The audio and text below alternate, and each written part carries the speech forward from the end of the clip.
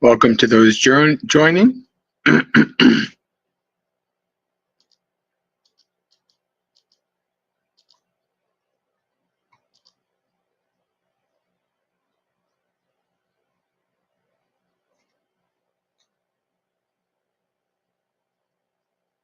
Hello, Kim. How's audio, video, connection, all of that?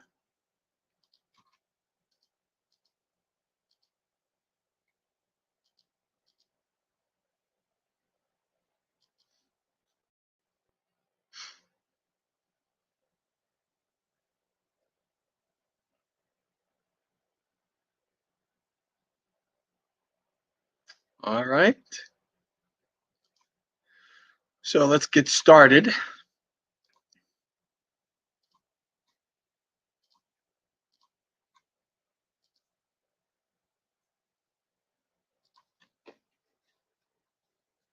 Namo tassa bhagavato arahato samma sambuddhassa. Namo tassa bhagavato arahato samma sambuddhassa. Namo tassa bhagavato arahato samma sambuddhassa. Dhammopadipo viyatassu sattuno yo maggapaka matabeda pinnako lokuttaro yo chadharatta dipano vandami dhammang ahamadarena tang yo chadhamma mabinyaya dhamma manyaya pandito rahado vanivato chane jo vupasammati ye sang dhamma asamutta parivade sunani yare te sambuddha sammadanya charanti visame samang ye kechio sada loke vijanti vividha bahu dhammo sada samang nati etang pivita bhikkhavo dhammo sadang pivitvana ajara marana siyam bhavayitva chapasitva nibbutta upadikaye. English. Homage to the Dhamma. The teacher's Dhamma, like a lamp, divided into path, fruition, and the deathless, both itself transcendent and showing the way to that goal. I revere that Dhamma with devotion.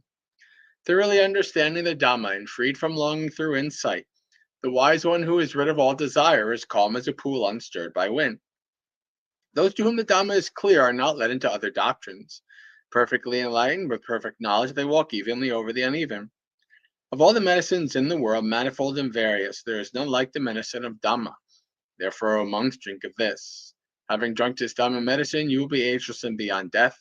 Having developed and seen the truth, you will be quenched, free from craving. Hello, Rick and Shay. Welcome.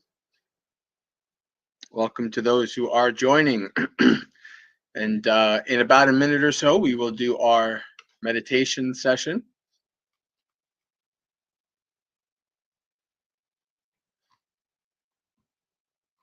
And then after that, we can do question discussions and sutta readings.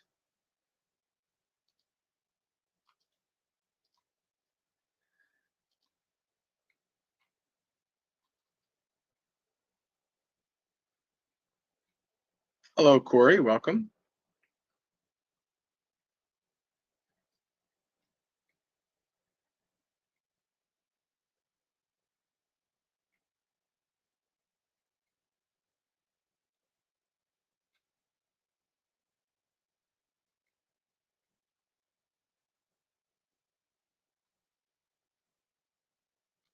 All right, so let's set our bodies up in whatever stable and comfortable position works for us and do some meditation.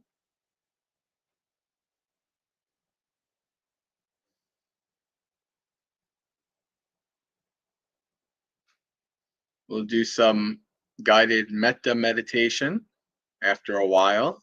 For now, settle in, do the mindful scanning of the body, start following the breath.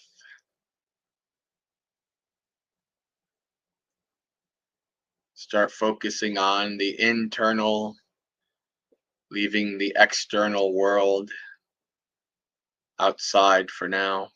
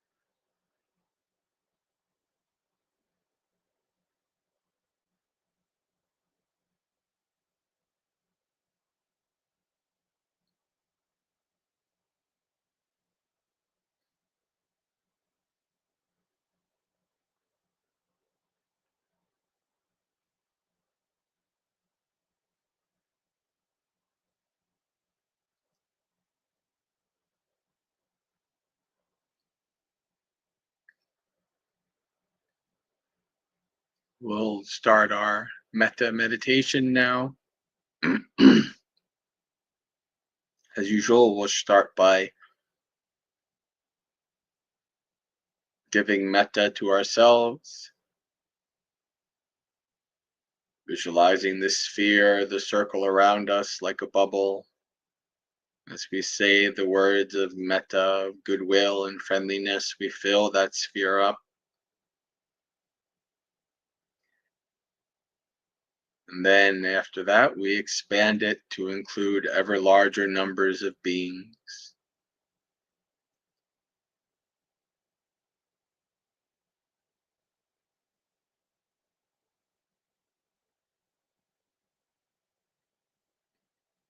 So you can visualize the sphere just big enough to be around you, where you can visualize yourself in front of you, like looking in the mirror, and say the words to yourself like you would a best friend or a close family member.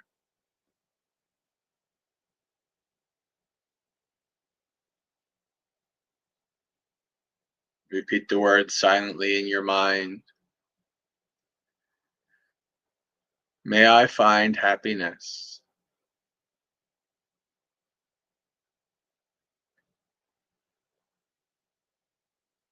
May I find peace.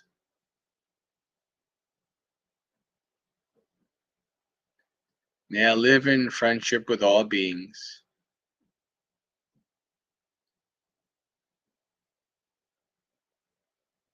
May I find release from suffering.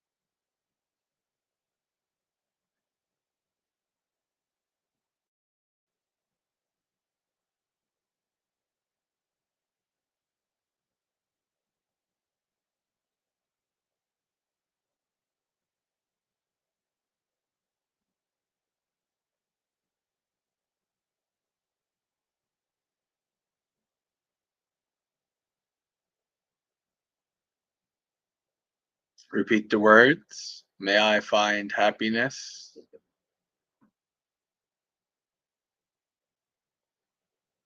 May I find peace. May I live in friendship with all beings.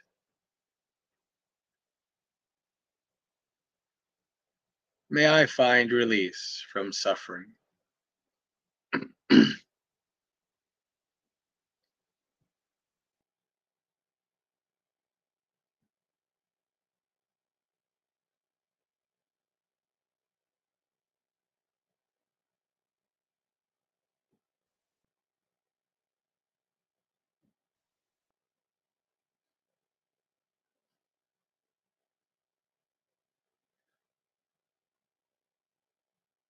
Start to spread your sphere out to encompass the entirety of whatever building you're in,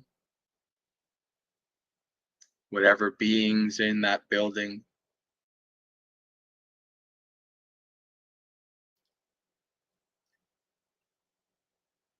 omitting none. Repeat the words. May all of us in this building find happiness.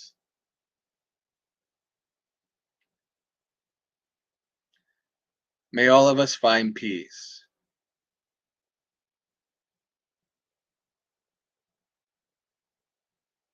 May all of us live in friendship with each other.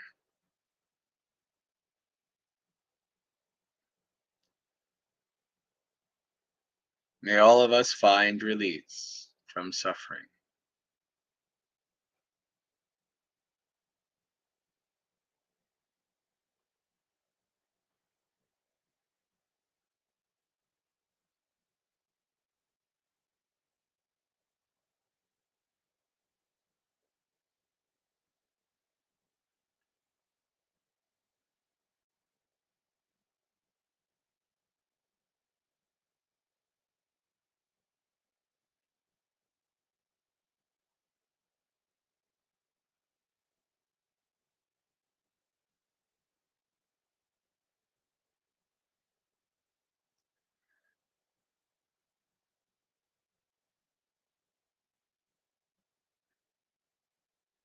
Spread your sphere out to encompass the entirety of whatever town or village or city that you're in.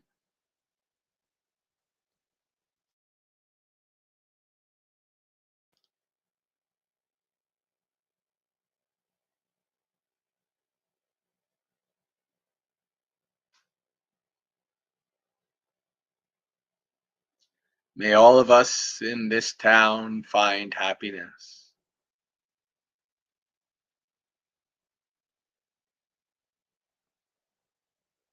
May all of us find peace.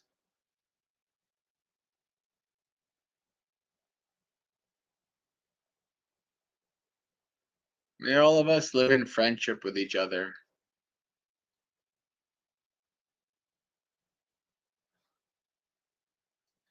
May all of us find release from suffering.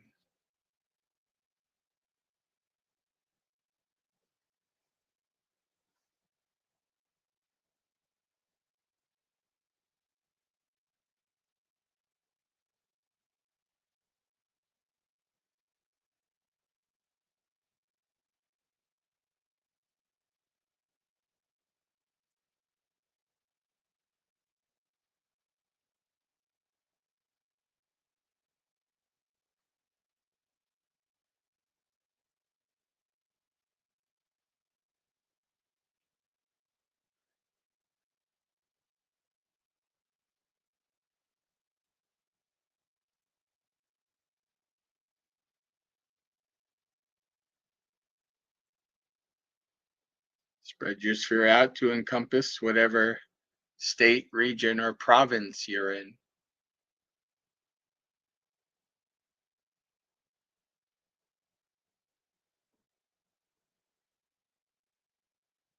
May all of us in this region find happiness.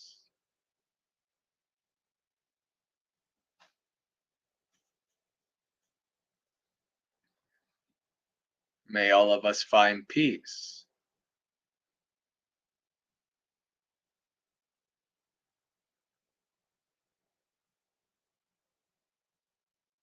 May all of us find live in friendship with each other.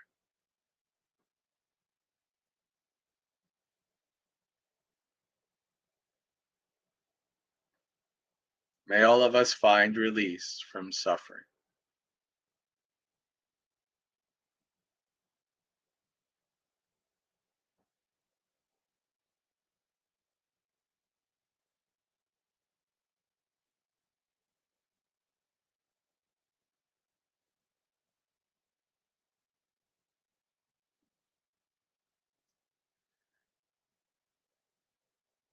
Spread your sphere to encompass whatever country you're in.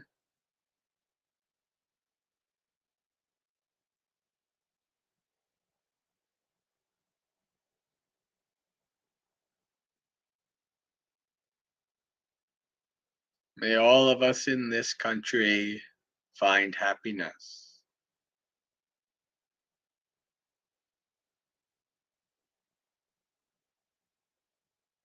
May all of us find peace.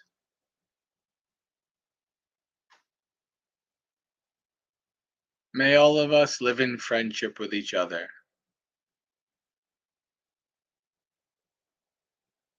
May all of us find release from suffering.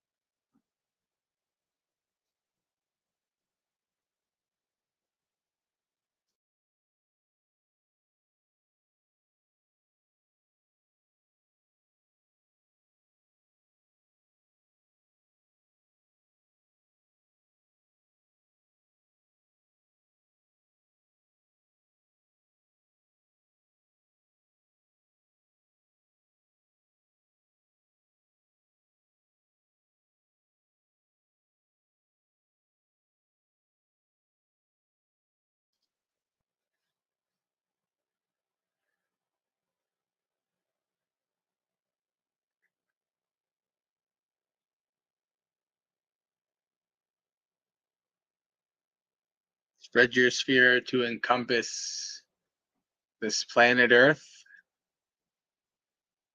Trillions of beings in the air, land, and sea. A small blue dot in a sea of darkness teeming with life. Totally encapsulate the earth with your sphere of goodwill and friendliness.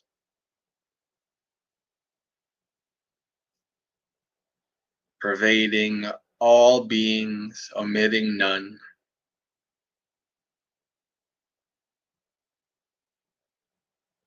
May all of us on this planet find happiness.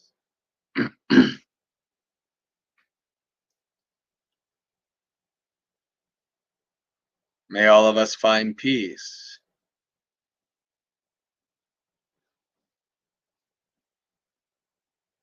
May all of us live in friendship with each other.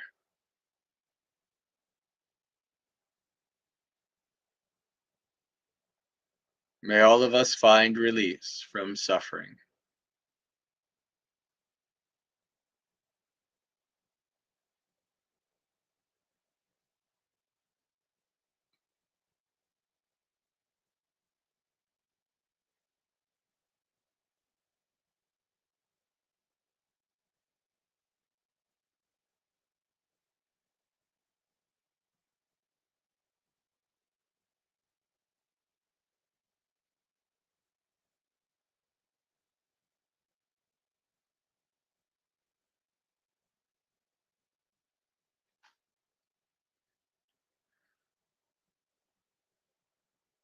Continue to spread your sphere out into the cosmos to encompass the entirety of our home galaxy, the Milky Way. Hundreds of billions of stars and planets. Who knows how much life, where?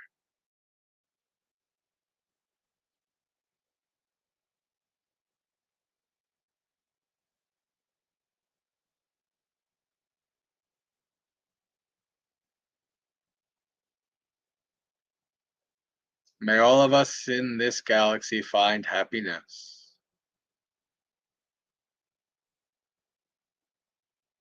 May all of us find peace.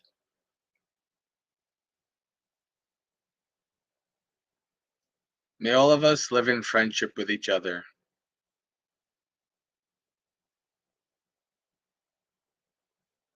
May all of us find release from suffering.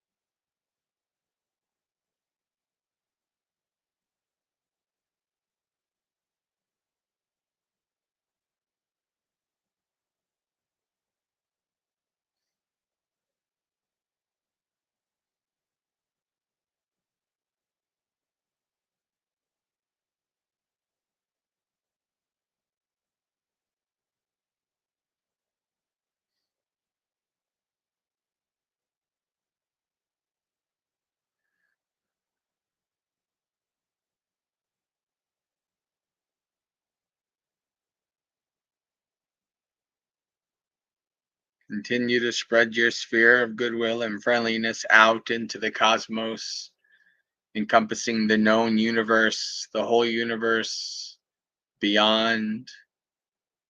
We don't know where beings may be in this samsaric state, fellow siblings in suffering.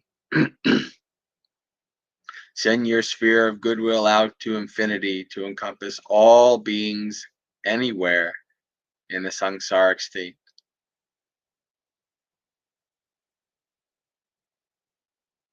May all of us everywhere find happiness.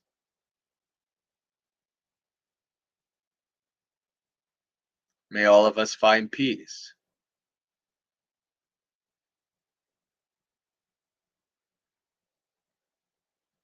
May all of us live in friendship with each other.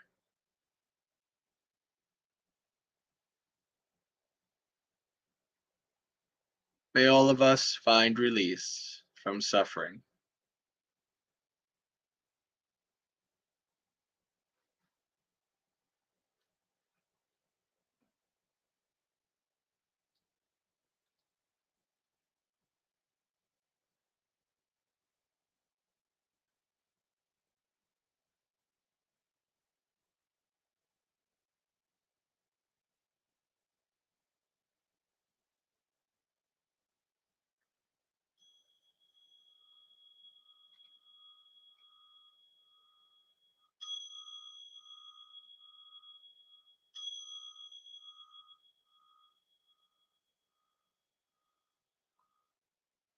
slowly start to come back through the universe, the galaxy, planet,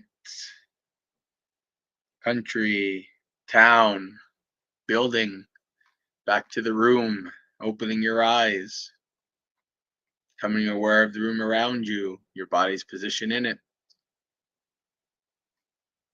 reflecting on the state of your mind before and after the meditation, and contemplating any experiences that may have stood out.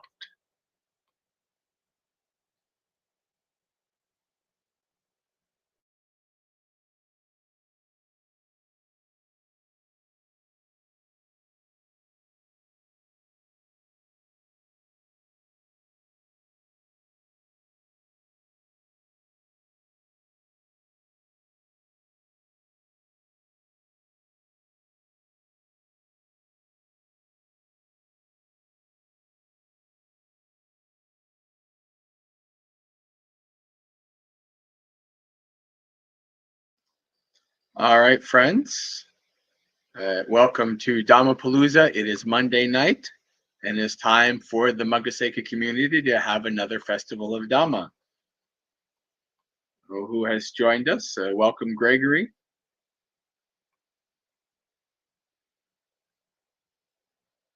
So I have some news.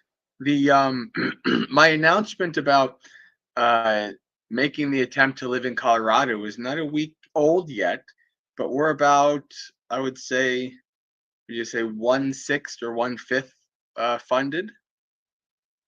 So we have quite a ways to go, and we still have over a year before I'm going to, attempt it. About a year and a month.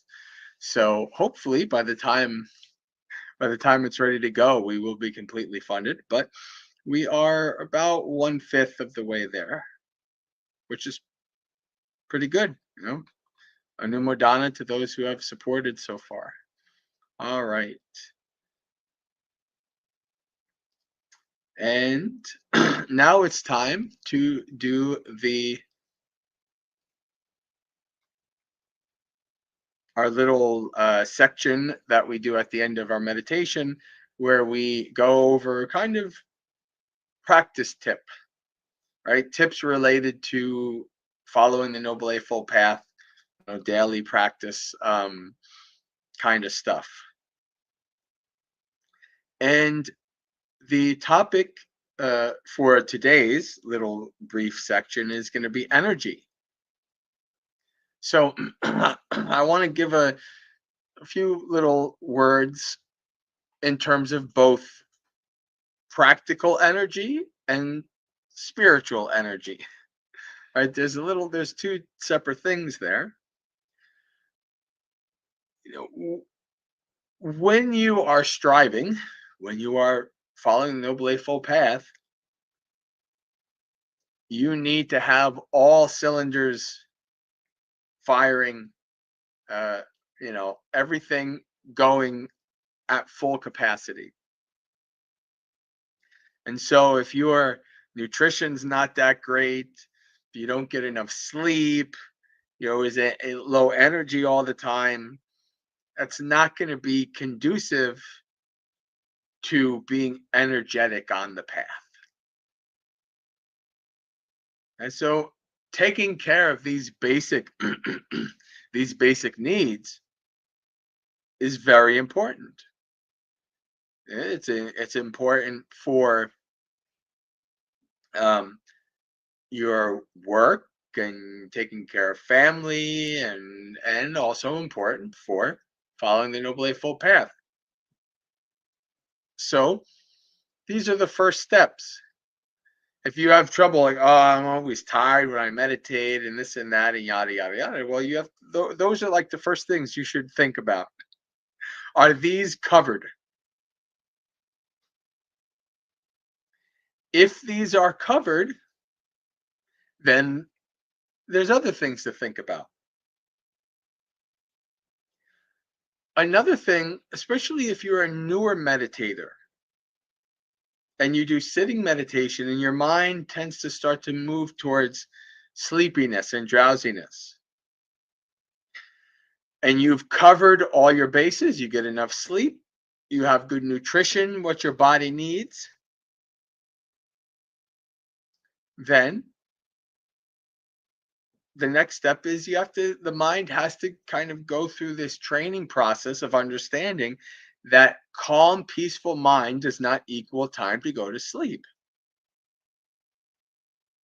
That's another hurdle you have to kind of overcome, and that takes time. The mind has to be trained to understand that calm, peaceful mind, meditation time does not equal time to go to sleep.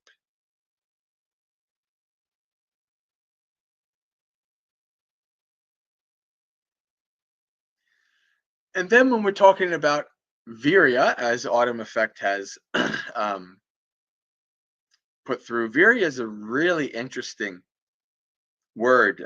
Like it's kind of has like the root of like manly energy, like energetic, manly striving kind of a thing. And you don't really see that in the more modern translations because the gendering of it. But that's kind of like and it makes sense with like the monks and the Buddha and stuff like that. But it's just like striving, um, and that kind of energy requires some prerequisites.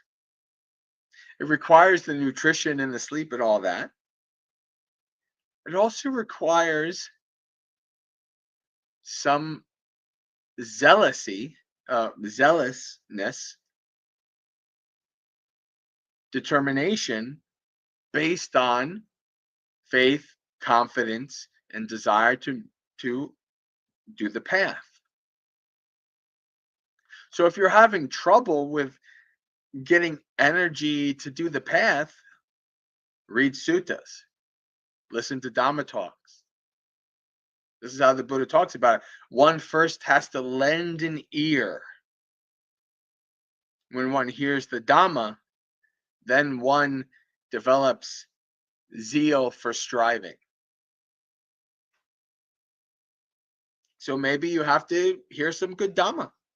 Listen to your favorite Dhamma talks over and over again. Maybe listen to some new Dhamma talks, new teachers.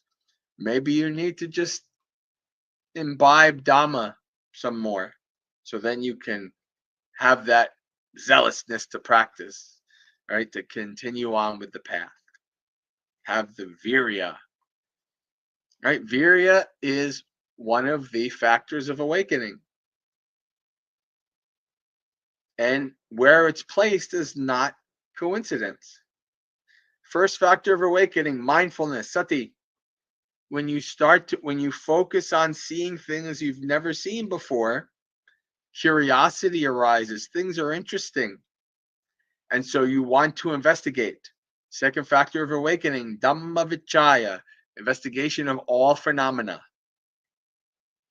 And when you're investigating and you're interested, oh, this is interesting, you're investigating very deeply, what arises? Virya, energy, manly striving kind of a thing. And so what that arises is why is virya arising? It's because you're seeing things. You say, oh, the Buddha's teachings are being proven correct because you're seeing them with your own experience. You're seeing so deeply. You're seeing more deeply than you have before. You're seeing the nature of reality in deeper, more subtle ways. And that brings up this desire to keep investigating, to keep practicing. And when you are enthralled, when you're excited and you have this investigation and then naturally you just have like endless energy. I mean, look at little children running around, always asking why, what's going on. And adults always say, where do we get that energy? Part of it is they have young, small bodies and they're at the beginning of life. Part of it is they have this kind of energetic curiosity. What is this? What's going on there? When you have energetic curiosity, you go far. All right. So I think I went a little bit longer than just like 5 minutes or so for that. But think that's good. You need to kind of flush out energy. Um, it's a big topic. It's a huge topic for me because I went from having endless energy to I went to the monastery and I had none. And I just struggled with energy for years and years and years. And then I found out it was because of vegetarianism. I just don't have any energy in vegetarian diet. My mind goes dumb. Everything just goes up. As soon as I'm off a vegetarian diet, energy, everything's back. Right. So once I learned that, I was like, okay, well, I will, never going to do that again. Never going to stay long term in a vegetarian place because I just disintegrate. I deteriorate. And that just makes things worse for me and the other people that have to deal with me. So you learn these things when you investigate your body. You investigate, you understand, and then you say, okay, well, this is how it needs to be for the best for striving. All right.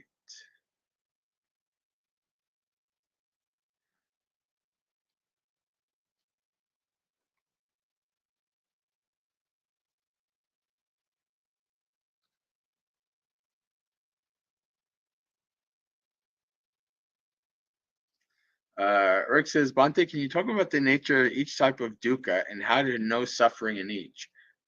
Birth is I for a second I thought you were talking about dukkha dukkha, viparinama dukkha, and sankhara dukkha. But the when you're talking about like there's a long list of things, and the idea is is to investigate and to understand how your relationship to an experience causes suffering, whatever it is. Why does this arise? I react this way and I suffer. Why? That's where you look into investigating the gratification, the danger, and the escape, how things arise and cease. This is how you know dukkha. The Buddha gave a call to action for every one of the Four Noble Truths. And the first one is to know dukkha. So you have to investigate it. You have to know it. You have to see it deeply. And so if something is causing you suffering, well, then you have to investigate why. And it's not just birth, old age, sickness, death, sorrow, lamentation, pain, grief, and despair. Those are main ones.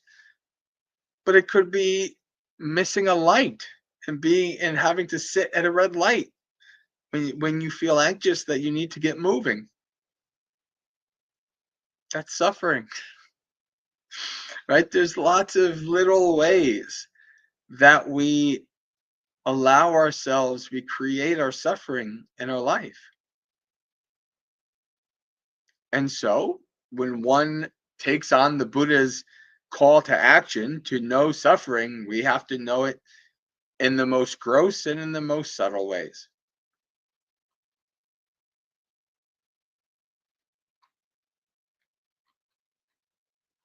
This is suffering. This is the origin of suffering. This is the cessation of suffering. And this is the way leading to the cessation of suffering. That's what we are to know.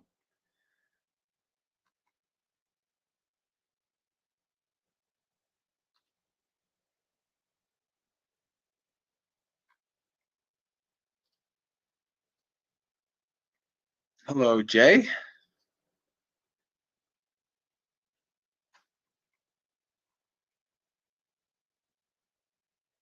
All right, we've reached the end of the chat. So now we can start reading our suttas. I do not think we will be finishing it out. We'll have to finish it out another time. But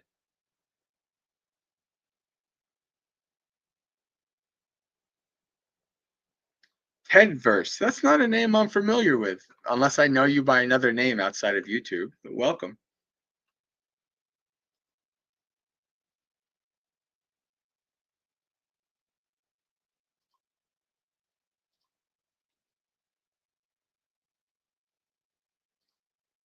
Let's start on Majjhima Nikaya number 12.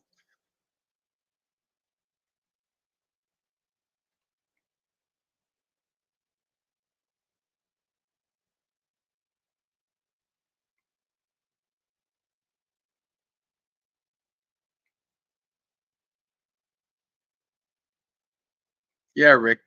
uh, Look at the nature. Look at your relationship with each one of those things. Why is birth suffering? Why is sickness, aging, and death suffering? Why? Does it have to be? Obviously, Buddha says no. Why is separation from loved ones suffering? Why is having to deal with things you don't like suffering? Why? You investigate. Question. That's the beginning of your line of investigation. It is suffering, so now I have to investigate why. All right. The longer discourse on the lion's roar. So I have heard. At one time, the Buddha was staying outside the city of Vesali in a woodland grove west of the town. Now, at that time, Sunakata, the Lichavi, had recently left this teaching and training, meaning that he was a Buddhist and now he's not. He was telling a crowd in Vesali, the ascetic Gautama has no superhuman distinction in knowledge and vision worthy of the noble ones. He teaches what he's worked out by logic, following a line of inquiry, expressing his own perspective. So far, this is similar to the shorter discourse that we went last week. And his teachings leads those who practice it to complete ending of suffering, the goal from which it's taught. And also, this is also the same. So he's like, he's not really that attained, but the teaching does lead to the ending of suffering. Then Venerable Sariputta robed up in the morning, taking his bowl and robe, entered Vesali for alms. He heard what Sunakata was saying. Then he wandered for alms in Vesali. After the meal, on his return from alms round, he went to the Buddha, bowed, sat down to one side, and told him what had happened.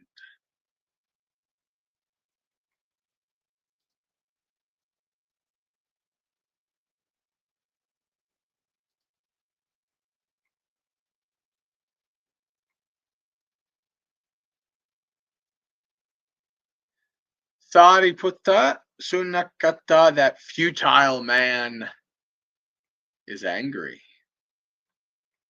His words are spoken out of anger, thinking he criticizes the realized one. He, in fact, just praises him. For it is praise of the realized one to say, his teaching leads to those who practice it to complete ending of suffering, the goal for which is taught. But there's no way Sunakata will infer about me from the teaching. That blessed one is perfected, a fully awakened Buddha, accomplished in knowledge and conduct, holy, knower of the world, supreme guide for those who wish to train, teacher of gods and humans, awakened and blessed. And there's no way Sunakata will infer about me from the teachings.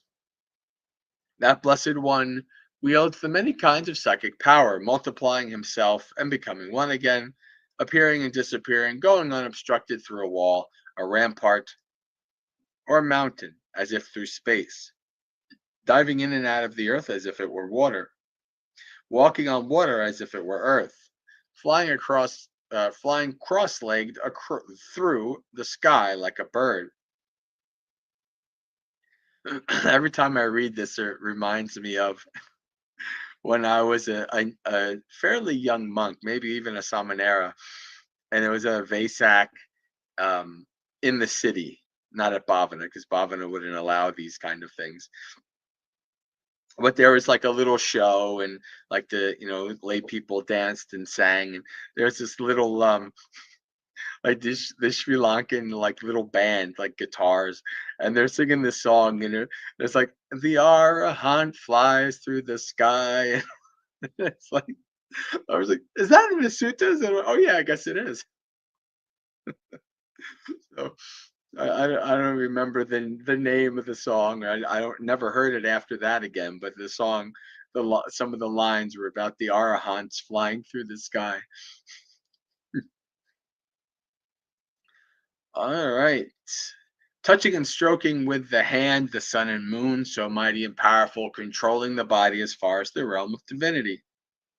And there's no way Sunakata will infer about me from the teaching that the Blessed One with clairaudience that is purified and superhuman hears both kinds of sounds, human and heavenly, whether near or far. And there's no way Sunakata will infer about me from the teaching that Blessed One understands the minds of other beings and individuals, having comprehending them with his own mind. He understands mind with greed as mind with greed, mind without greed as mind without greed. He understands mind with hate, mind without hate, mind with delusion, mind without delusion, constricted mind, scattered mind, expansive mind, unexpansive mind, mind that is supreme, mind that is not supreme, mind immersed in samadhi, mind not immersed in samadhi. Freed mind is freed mind, and unfreed mind is unfreed mind. There are these 10 powers of a realized one that have realized that the realized one possesses.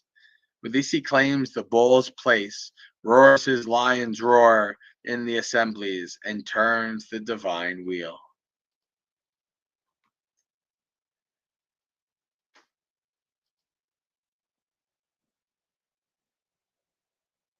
What 10? Firstly, the realized one truly understands the possible as possible and the impossible as impossible. Since he truly understands this, this is a power of the realized one. Relying on this, he claims the bull's place, roars his lion's roar in the assemblies, and turns the divine wheel. Furthermore, the realized one truly understands the results of deeds undertaken in the past, future, and present in terms of grounds and causes. Since he truly understands this, this is a power of the realized one. Furthermore, the realized one truly understands where all paths of practice lead. Since he truly understands this, this is the power of the realized one.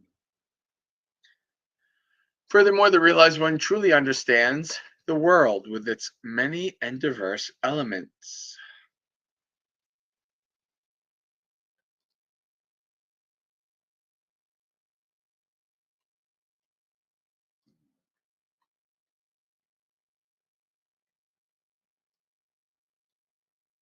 Since he truly understands this, this is a power of the realized one. Furthermore, the realized one understands the diverse convictions of sentient beings. Since he truly understands this, this is a power of the realized one.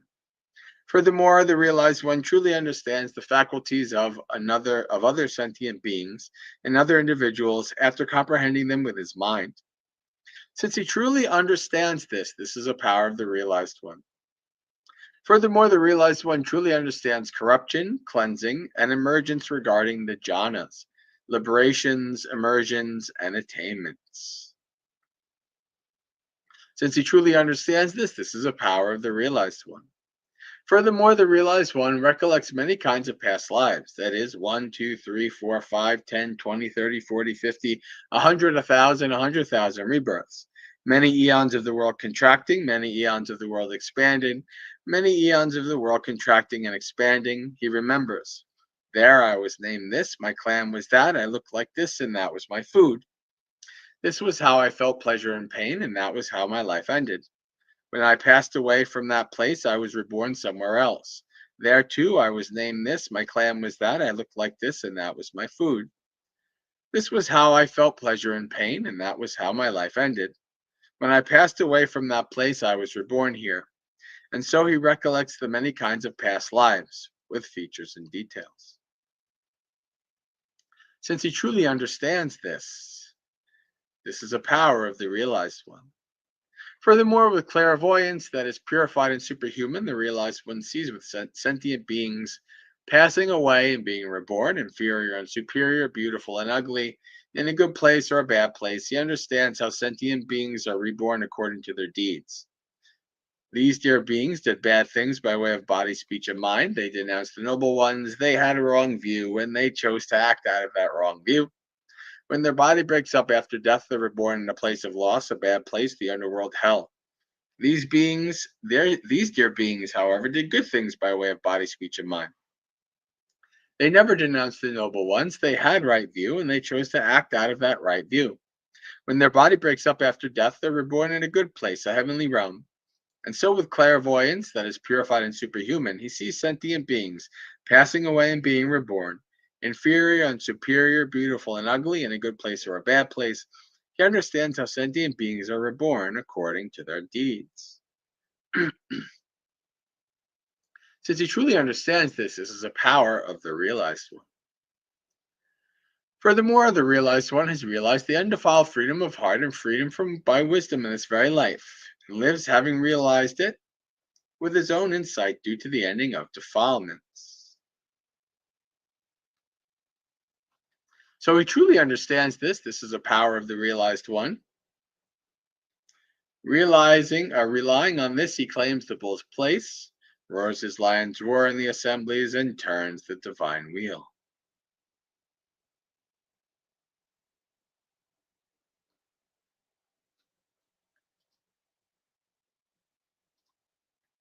Luke asks, why do we need to investigate dukkha when the Buddha tells us we experience dukkha in the second noble truth? Or why? Yeah, okay, the Buddha tells us where to look, but we have to investigate. We have to see it for ourselves that our craving is creating our suffering.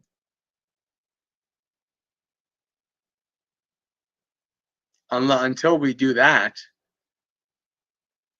a few thousand times at least, um, we won't really begin to start to let go of any kind of suffering.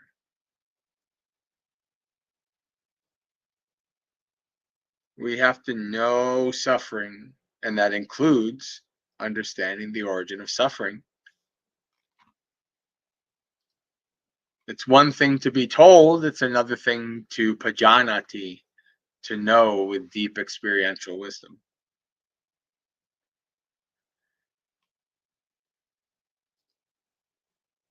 A realized one possesses these 10 powers of a realized one.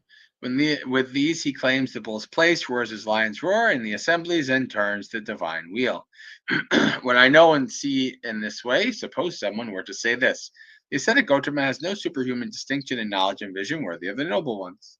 He teaches what he's worked out by logic, following a line of inquiry expressing his own perspective. Unless they give up that speech and that thought, and let go of that view, they will be cast down to hell. Just as a mendicant accomplished in ethics and immersion in wisdom would reach enlightenment in this very life, such is the consequence, I say. Unless they give up that speech and that thought and let go of that view, they will be cast down to hell. Sariputta realized one has 4 kinds of self assurance. With these, he claims the bull's place, the lion's roar, in the assemblies, and turns the divine wheel. What for? I see no reason for anyone, whether ascetic, Brahmin, God Mara, or the divinity, or anyone else in the world, to legitimately scold me, saying, you claim to be fully awakened Buddha, but you don't understand these things.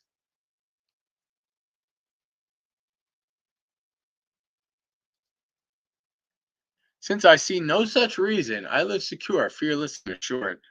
I see no reason for anyone, whether ascetic, Brahmin, God Mara, or Brahma, or anyone in the world, to legitimately scold me, saying, you claim to have ended all the defilements, but you still have these defilements.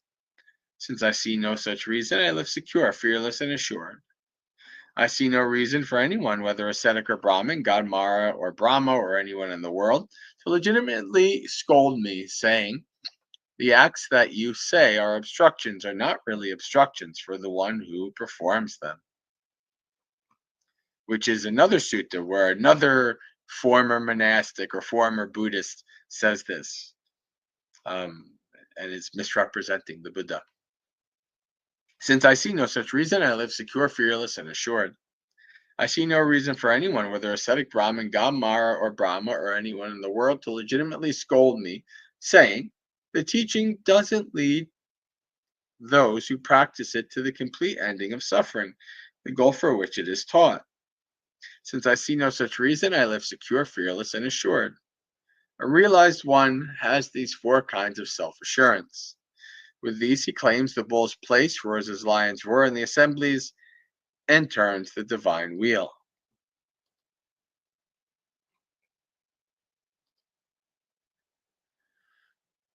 When I know and see in this way, suppose someone were to say this: the ascetic Gautama has no superhuman distinction in knowledge and vision worthy of the noble ones. Unless they give up that speech and that thought and let go of that view, they will be cast down to hell. Sariputta, there are these 8 assemblies. What 8? The assemblies of aristocrats, Brahmins, householders, and ascetics, an assembly of the gods of the 4 great kings, an assembly of the gods of the 33, an assembly of Maras, an assembly of divinities. These are the 8 assemblies. Possessing these 4 kinds of self assurance, you realize one approaches and enters right into these 8 assemblies. I recall having approached an assembly of 100 aristocrats. There I used to sit with them, converse, and engage in discussion. But I don't see any reason to feel afraid or insecure. Since I see no such reason, I live secure, faithless, and assured, or fearless and assured.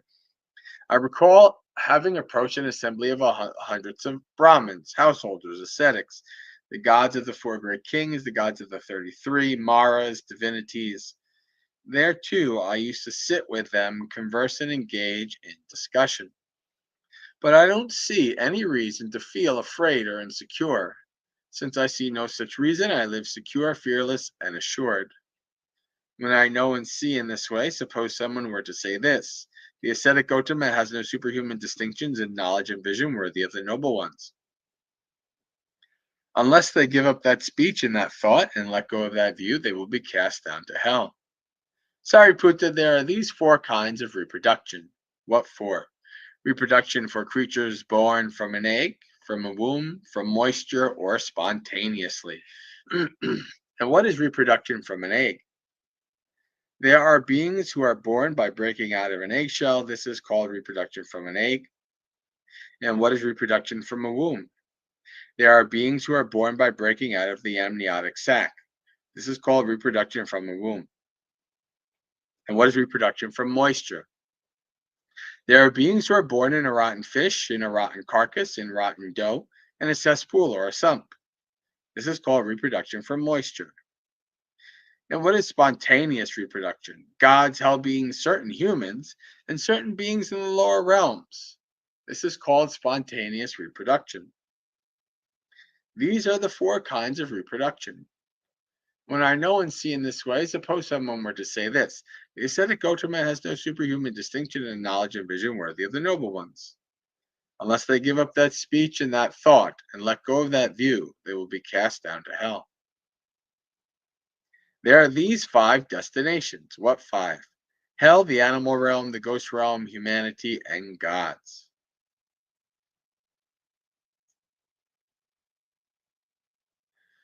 I understand hell, the path and practice that leads to hell, and I understand how someone practicing that way, when their body breaks up after death, is reborn in a place of loss, a bad place, the underworld, hell. I understand the animal realm, the ghost realm, humanity, the gods, the path and practice that leads to the world of the gods. And I understand how someone practicing that way, when their body breaks up after death, is reborn in a good place, a heavenly realm. And I understand extinguishment and the path and practice that leads to extinguishment. And I understand how someone practicing the way realizes the undefiled freedom of heart and freedom by wisdom in this very life, lives having realized it with their own insight due to the ending of defilements. When I've comprehended the mind of a certain person, I understand. This person is practicing in such a way and is riding upon such a path that when their body breaks up after death, they will be born in a place of loss, a bad place, the underworld hell. Sometime later, I see that they have indeed been reborn in hell, where they experience exclusively painful feelings, sharp and severe. Suppose there was a pit of glowing coals deeper than a man's height, full of glowing coals that neither flame nor smoke. Then along comes a person struggling in the oppressive heat, weary, thirsty, and parched, and they have set out on a path that meets with that same pit of coals. If a person with clear eyes saw them, they'd say, "This person is proceeding in such a way and is riding upon such a path that they will arrive at that very pit of coals." Sometime later, they see that they have indeed fallen into that pit of coals, where they experience exclusively painful feelings, sharp and severe. When I've comprehended the mind of a certain person, I understand this person will be reborn in the animal realm.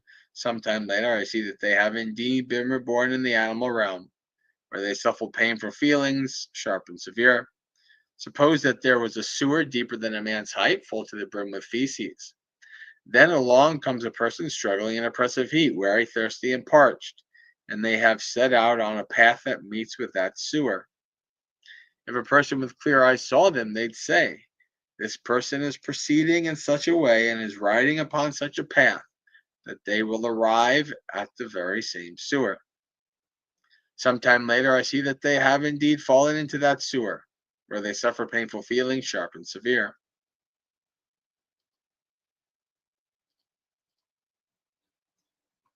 All right. When I've comprehended the mind of a certain person, I understand this person will be reborn in the ghost realm. Sometime later, I see that they have indeed been reborn in the ghost realm, where they experience mostly painful feelings. Suppose there was a tree growing on a rugged ground, with thin foliage casting dappled shade. Then along comes a person struggling in oppressive heat, weary, thirsty, and parched, and they have set out on a path that meets with that same tree.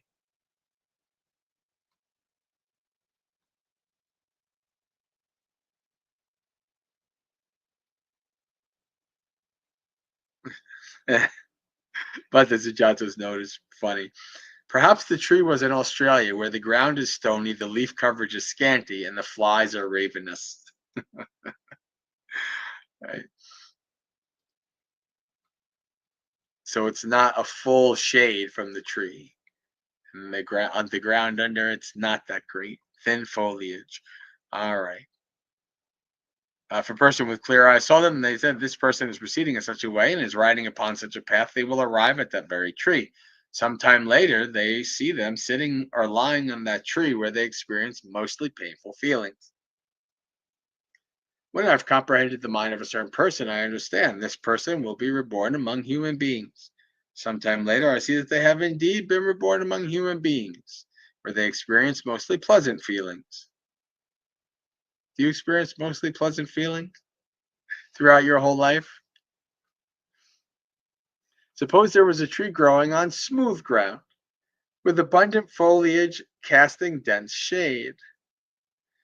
Then along comes a person struggling in the oppressive heat, weary, thirsty, and parched, and they have set out on a path that meets the same tree. Notice the Buddha's consistent explanation or consistent um, imagery of samsara. No matter where they're heading, what is it? The person is struggling in the oppressive heat, weary, thirsty, and parched. It's like a pretty good simile for being in samsara, I think.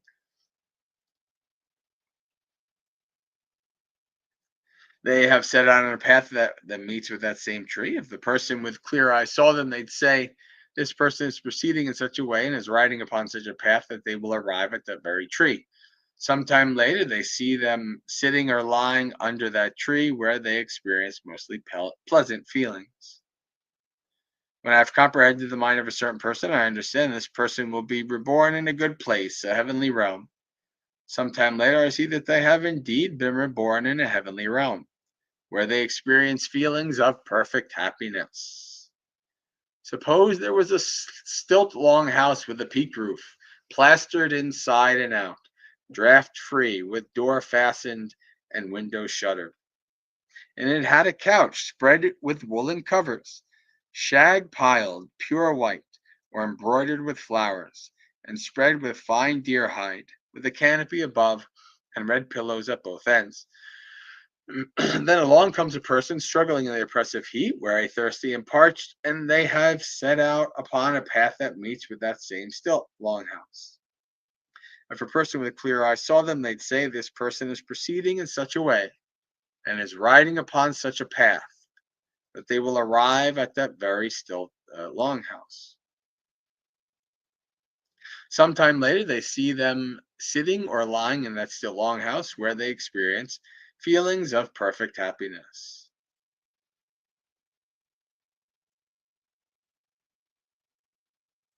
Hmm. I think we'll stop here for now because we have about 20 minutes and I don't want to try to just push through to the end. Um, just mark my save.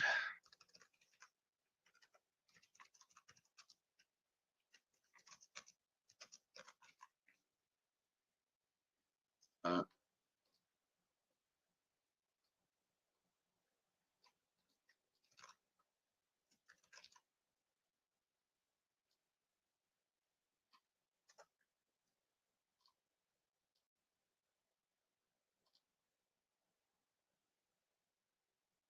hmm. All right.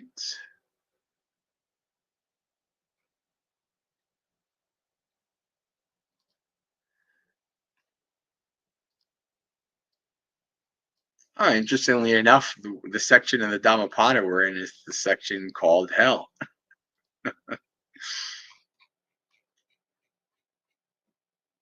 Interesting synchronicity there. Any final questions, comments, things to discuss before we move towards closing out?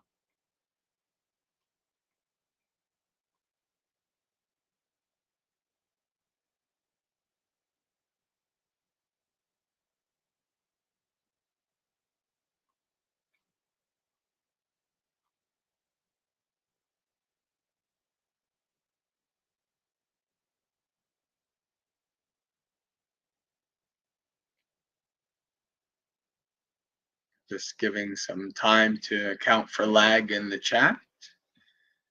And then there's nothing. We'll read some Dhammapada.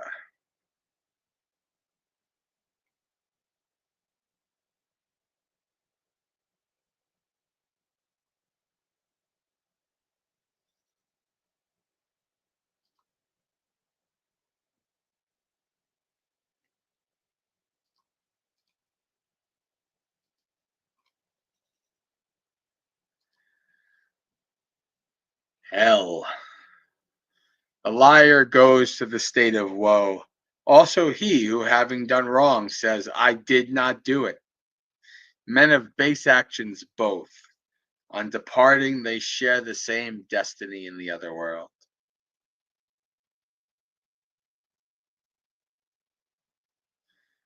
Buddhism does not have lots of good things to say about lying, right? The Buddha says that there's one thing that, if done, a person can be expected to do anything else, and that is telling a deliberate lie.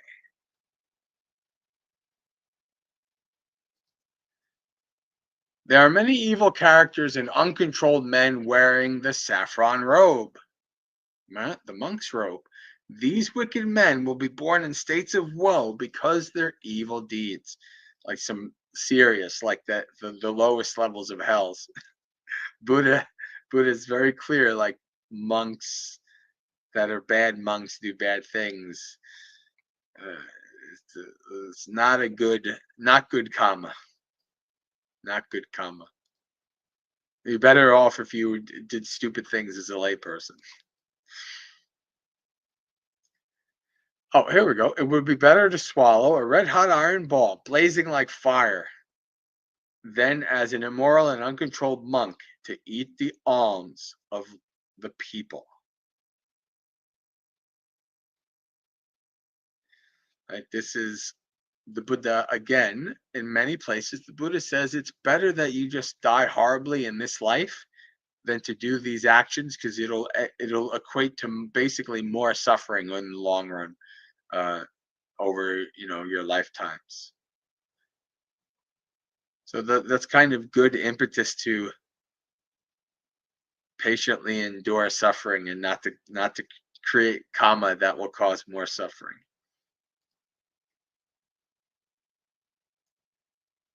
This is a mind state that all monks should really foster in their mind. You are a debtor, it says in the suttas. Monks, until you're awakened, you eat the country's alms food, a debtor. So you have a debt to repay. Don't do stupid things off the backs of lay people who support you. 4 misfortunes befall the reckless man who consorts with another's wife: acquisition of demerit, disturbed sleep, ill repute, and a rebirth in states of woe. Such a man acquires demerit and is an unhappy birth in the future. Brief is the pleasure for the frightened man and woman, and the king imposes heavy punishment. Hence, let no man consort with another's wife. Just as a cruse of grass, wrongly handled, cuts the hand, even so, a recluse's life wrongly lived drags one to hell, drags one to states of woe. Any loose act, any corrupt observance, any life of questionable celibacy, none of these bear much fruit. If anything is to be done, let one do it with sustained vigor, with virya. A lax monastic life stirs up the dust of passions all the more. An evil deed is better left undone, for such a deed torments one afterwards. But a good deed is better done, doing which one repents not later. Just as a border city is closely guarded both within and without, even so guard yourself. Do not let slip this opportunity for spiritual growth. For those who let slip this opportunity grieve indeed when consigned to hell. This is a simile from a swift pair of messengers. The Buddha gives the simile of the city, where there's good guardsmen at the gates. Mindfulness. All right. Those who are ashamed of what they should not be ashamed of.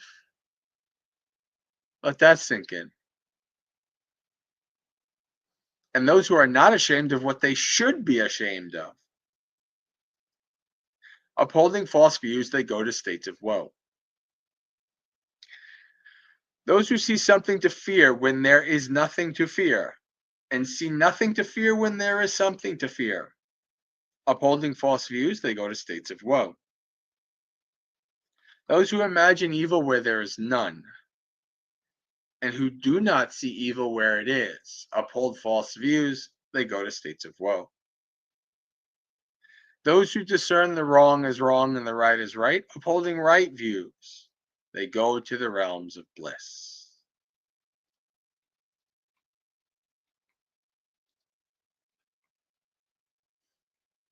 All right, friends.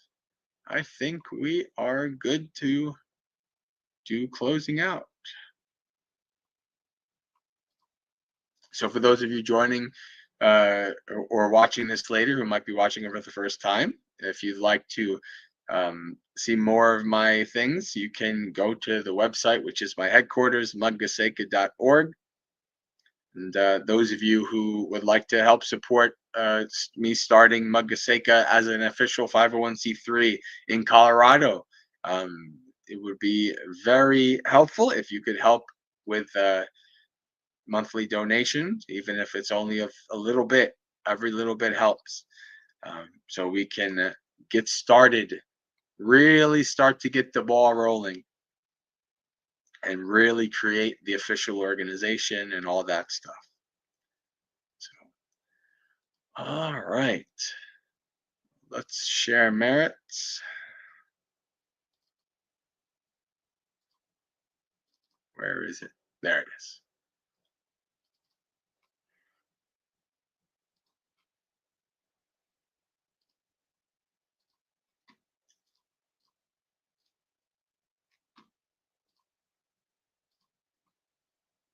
Dukkha patta chani dukkha, bhaya patta chini bhaya, soka patta chani soka, ontu sabbe pipaniyo, eta vata cha mehi sampatang punya sampatang, sabbe deva anumodantu sabba sampatti siddhya, akasata chabumata deva naga mehitika punyang tang anumoditva jarang rakantu sasanang. May the suffering ones be suffering free, and the fear-struck fearless be. May the grieving shed all grief, and may all beings find relief. May all beings share this merit of ours that we've thus acquired for the acquisition of all kinds of happiness. May beings inhabiting space and earth, devas, nagas, and yakas of mighty power, share this merit of ours. May they long protect the Buddhist dispensation. All right, friends. So we are done for tonight. Suki Hotu, may you be happy and at ease, practice well and be well, and may you have a spiritually successful and peaceful practice until we meet again, which should be next week. Only 2 more left before what will probably be a 5-month offline hiatus. So we 2 more Dhammapaloozas left before Abhayagiri in California. All right, friends. Have a good week. Hello, Joseph. Goodbye, Joseph. Oh, hello, Jody.